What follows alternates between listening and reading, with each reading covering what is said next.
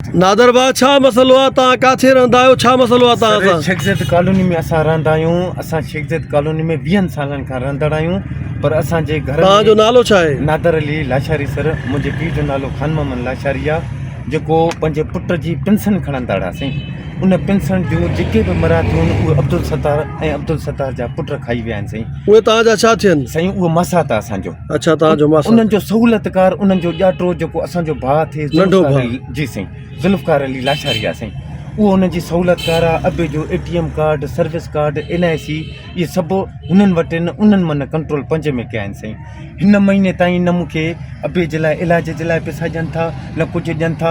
2 सालनि में 53 लख अबे जे अकाउंट मां कटाया अथऊं, सभु ATM जे ज़रिए।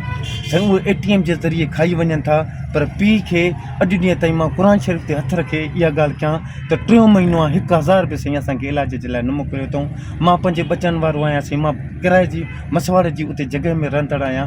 मां वटि एतिरो वस न आहे त मां अबे जो प्राइवेट हॉस्पिटल में इलाज बि करायां, मां भाउ जो बि इलाज करायां। वस वारनि खे अर्ज़ु आहे ख़ुदा जे वास्ते DIG साहब, बिलावल साहब जा जेके बि वॾियूं एजेंसियूं इदारा आहिनि उहे मुंहिंजी मालिकी कनि।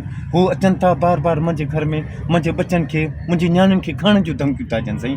ऐं अब्दुल सत्तार पाण मुंहिंजे घर में आयो आहे। मूं वटि सबूत मौजूदु आहिनि, वीडियो मौजूदु आहे। जेको SHO इमरान भट्टी ॾिसण खां पोइ बि हू रिश्वत वरिती अथई, पैसा उन्हनि खां वरिता अथई। मुंहिंजो को तदारुक अच्छा, तव्हांजा जेके भाइर आहिनि, जी जेके PhD हुया, रिटायर थी करे हू गुज़ारे विया आहिनि, जी साईं। त उन्हनि जा नाला छा आहिनि? साईं हिकिड़ो मोहम्मद इम्तियाज़ अली लाशारी, वॾो भाउ आहे ठीकु आहे साईं। उहो ऐं ॿियो पुनल आहे, मोहम्मद पुनल लाशारी, जेको अबो उनजी पेंशन खणनि था। इम्तियाज़ जी पेंशन कंहिं वटि आहे हिन वक़्तु? ऐं उन जूं बि सभु मवरातूं हो खाइनि था साईं। अच्छा। ATM कार्ड, चेक बुक ऐं सर्विस कार्ड हुननि वटि ई आहे साईं। अच्छा, उनजी तव्हां जेको आहे रोकथाम जी कोशिशि कई त जीअं उन्हनि खे हिन महिल जेके हक़दार उन्हनि खे मिले, त पोइ तव्हांजे मथां बि उन्हनि इंतकामी कार्रवाइयूं करे तव्हांजी पघार बि बंदि करायूं? साईं मुंहिंजी तनख़्वाह बि बंदि कराई अथऊं, मुंहिंजे वालिद साहब जी पेंशन हिन महीने बंदि कराई अथऊं।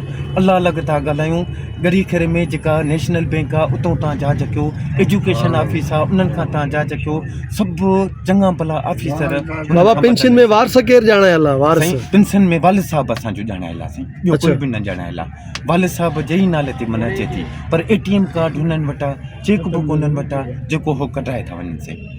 ऐं छा मुतालबो कंदे? साईं असांजो मुतालबो इहो आहे त जीअं हू हथियारनि सां हिन वक़्तु अचनि था मुंहिंजे घर में, मुंहिंजी नियाणियुनि में हथ विझनि था, मां में हथ विझनि था, मुंहिंजे पुटनि में हथ विझनि था साईं। मां ख़ुदा मां इहो माना मुंहिंजो मुतालबो आहे त मूंखे तहफ़ुज़ ॾिनो वञे। मुंहिंजी नौकिरी अबे जी पेंशन जो जेको माना बंदि कराई अथऊं इहा बहाल कई वञे। ऐं महिरबानी करे ख़ुदा जे वास्ते जेको माना मुंहिंजो भाउ गुम थियल आहे मोहम्मद पुनल लाशारी, उनजी रुगो जांच कई वञे इन्हनि खां त हुननि कहिड़े हंध ते गुम कयो आहे, काॾे कयो अथऊं। उन्हनि जा एतिरा लखें रुपया इन मरातूं खाइनि था, उनखे काॾे गुम कयो अथऊं साईं। इहे ई गुम करण वारा आहिनि।